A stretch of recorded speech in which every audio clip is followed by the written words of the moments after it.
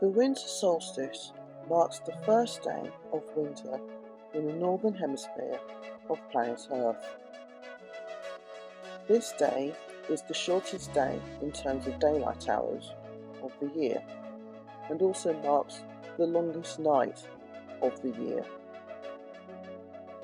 The winter solstice is the origin of many winter, garden and religious-themed celebrations.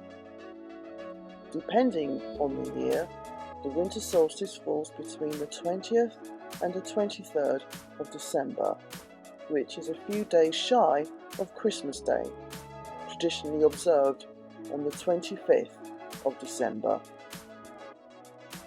Historically, winter celebrations revolved around bonfires and offerings made to various gods to encourage them to return the sun and the warmth to the earth, helping Mother Nature to provide an abundant harvest in the new year. Traditionally, at this time of year, plants were used as a key part of the celebrations, including home and garden decor.